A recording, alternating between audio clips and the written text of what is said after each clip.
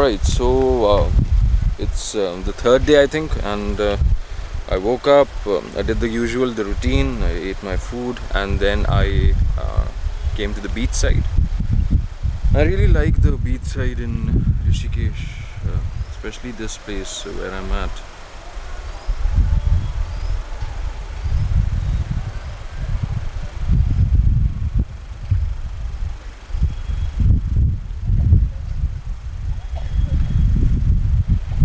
I like it immensely because of the relatively a rich plant life in and around the Ganga.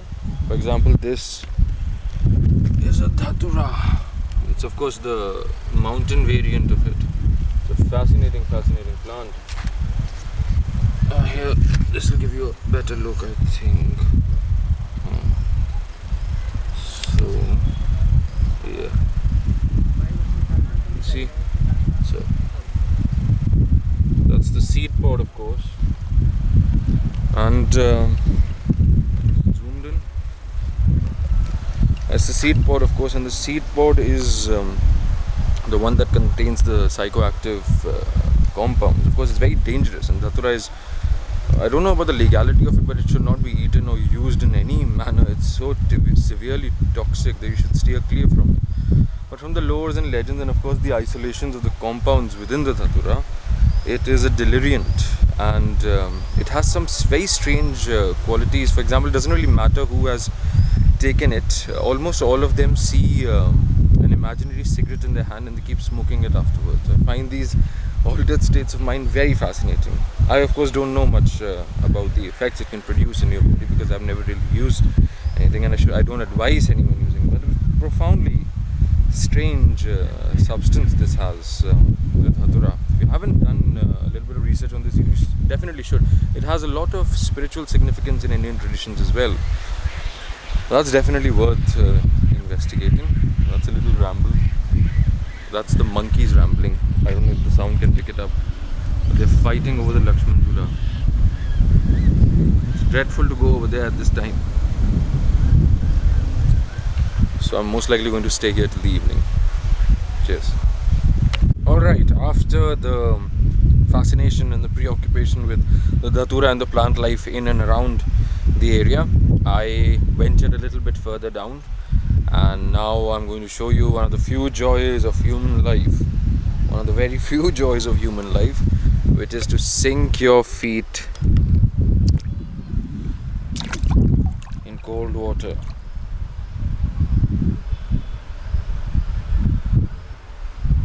Or in any kind of water, hot water also, cold water as well, but you're next to a river, so you don't have the luxury of hot water, obviously. What is so great about this is that the feet have this very expansive network of nerves, and it can be extremely therapeutic. It can, I don't know if it can fix ailments or not, but it's definitely very relaxing for sure. Of course, not trying to overcomplicate it and being in the moment for the time being. Thank God for the little joys of life. Watch a beautiful sunset as you stand here.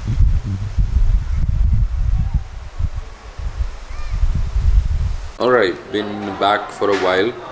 Something very strange happened while we were there, the place I last shot at, where I put my feet in the water. We were sitting there, and then we started hearing splashes, and it was 2:30 in the afternoon, so you didn't really think much of it. Started hearing splashes and tried to find the source of it. Place where the splashes were coming from, there was this Barbie doll. Of all the things in the world, there was this Barbie doll that was just hanging there.